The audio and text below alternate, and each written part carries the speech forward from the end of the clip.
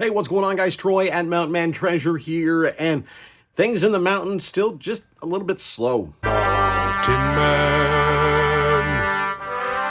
Mountain Man Treasures. Welcome into the channel, guys. My name is Troy. I'm a reseller in Montana. That means I go to garage sales and estate sales, thrift stores. I find things that I think are priced too low. I buy them, bring them home, and then I list them online, sell them for a profit. Now, I do that for the most part on eBay. And lately, at least the last couple of days, things have been pretty slow. We had a very good Friday. Saturday was kind of dead. Sunday, we bounced back big. And then Monday, we had 5 things in yesterday's video to show you. Guess what? Today, just 5 things. And sometimes that happens, guys. I mean, sometimes things slow down and there's no one reason for it. There's lots of reasons for it and no reasons for it at the same time. It just happens, right? Generally, it's not some vast conspiracy. Things just happen. And you know what? Probably one of the reasons for my slow sales is I haven't listed a whole lot. So, you know, I talked about it. I had a head cold. I'm just starting to get over it. I think I'm starting to feel normal again, but because of that, I didn't list a whole lot. No, I didn't stop listing. I listed 5 or 6 things over the last probably 5 days or so. That's still listing, but guess what? I listed 5 or 6 things over the last few days. I've sold 5 or 6 things over the last few days. You know, things just slowed down. I try to get into double digits every day if I can. I try to list 10.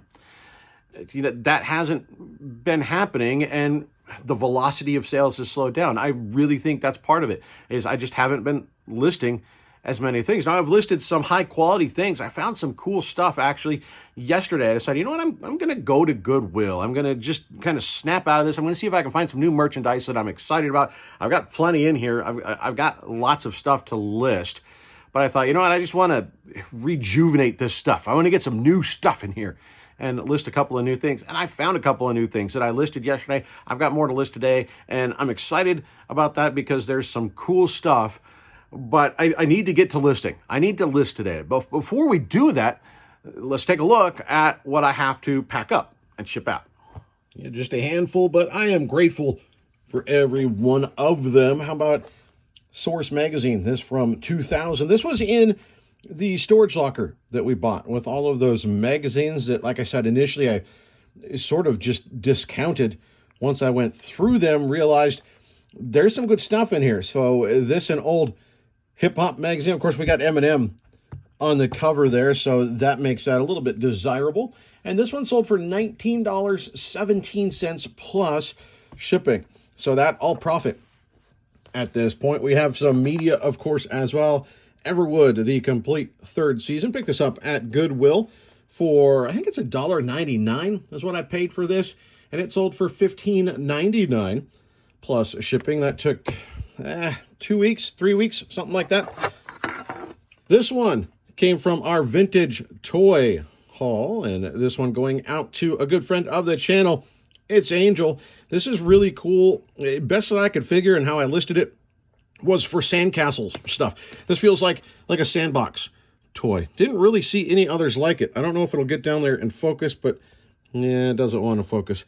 1986. It's Muppets 1986. So we got Big Bird for building your sandcastles there, Angel. So thank you so much. That one was $15.19 plus shipping for Big Bird. And then a couple of games. We got Mortal Kombat for the 360, of course, classic title, and sells pretty well.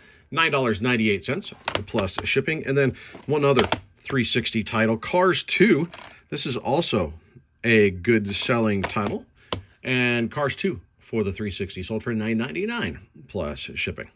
So yeah, just the 5 things, right? Pretty easy. You know, we've got a couple of games, a DVD, you know, things are pretty easy to ship out, so that's nice, and that does give us a little bit extra time to list some more stuff. So I am going to be doing a lot of listing today. I'm going to list some of that new stuff and some of the old stuff, and I think that is a good way to do it. You know, people talk about that fear of missing out, right? The FOMO. You got your death pile, but you can't help yourself from going out and sourcing.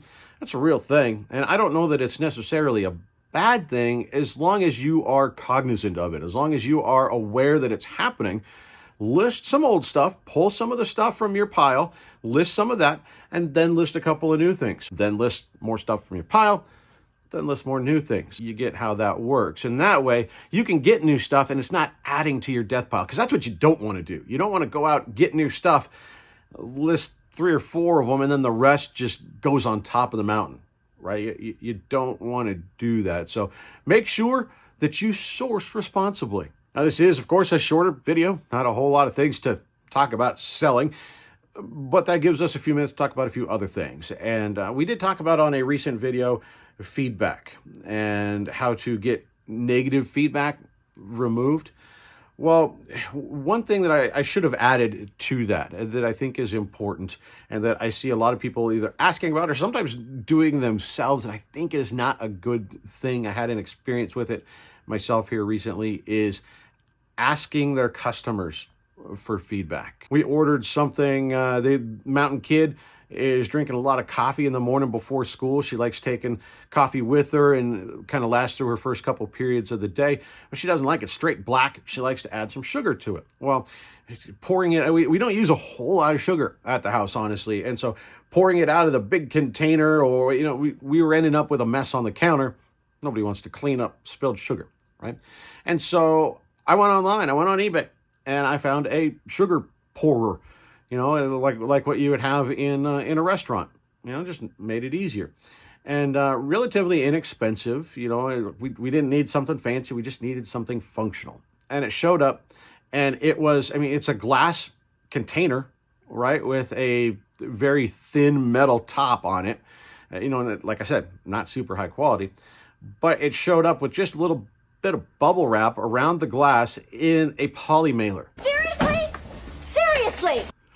I don't know who mails, glass objects in a poly mailer. When I got in there, the glass was okay, miraculously, but there were a couple of bends on the metal.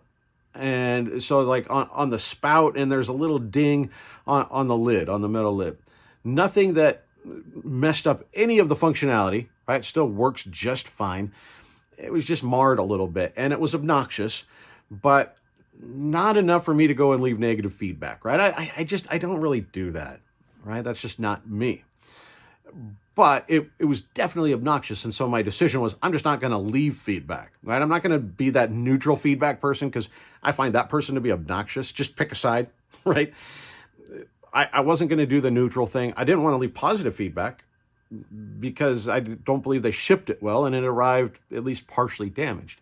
I didn't want to bother sending it back. I'm sure they would have sent me a new one. I was going to take it and be fine with it, but not leave any feedback. Well, a few days later, got a message in the eBay system saying, hey, we saw you received the thing. We'd love if you gave us feedback.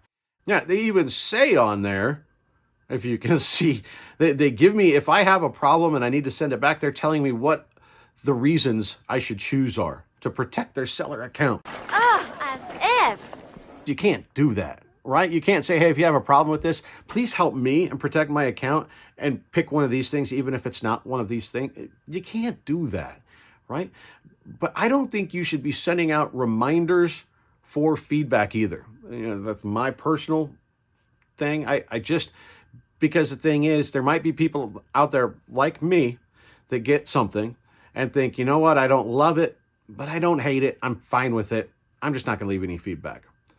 What happens if you then send them a message a few days later and say, hey, remember that thing you bought? We'd really love if you gave us feedback.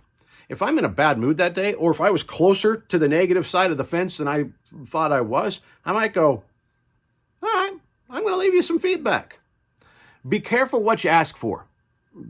Ultimately, I think that's what I'm saying. Be careful what you ask for, because if you ask for feedback, you just might get it. And I think sometimes we have to realize that no feedback is good feedback, right? It doesn't add to our numbers, but it's not negative. The other thing is, I just wanted to welcome all the new people into the channel. We've been gaining some subscribers, and some of the very newest subscribers actually met in person at Goodwill yesterday when I went and picked some stuff up there. Clearly, I must be very obvious about what I'm doing. A gentleman named Troy, as it turns out, walked up to me and says, do you do any reselling? Told him, of course, that I did. And then he says, well, we're new into this, and if you don't mind, I had a couple of questions. And we had a very nice conversation, Troy and his wife, Deb. Is that right? I'm very bad with names initially, but once I lock them in, I'm there. Troy was easy to remember. I believe it was Deb. Guys, thanks for chatting with me. That was a lot of fun. They didn't recognize me, didn't even know I had a YouTube channel, but I did tell them about it at the end. He said, hey, I appreciate you taking time. I said, you know what? That's okay. That's what I do on videos. I try to teach people what I've learned. I like teaching people what I've learned. And so we looked up the channel and they subscribed. And so Troy, Deb, if you're watching, they're moving here to town and are just sort of getting into reselling. And Deb's sort of taking over a bigger portion of it and going to work just much like we have, is to use it to pay off some bills and to get ahead. And so I think you're going to do well. You guys already have a good start. It sounds like you've got some good inventory. You guys are going to do fantastic. And I sure appreciate, like I said, the conversation and the newest subscription to the channel. We're slowly climbing up to 12,000. We're almost there. So if you haven't, down below is the button to subscribe. It's free, and you can hit the bell, and that'll let you know when we put new stuff up. So that's what I had for you today, guys. I sure appreciate it. Hopefully we've got a few more things sell for us to share with you tomorrow. We'll see you.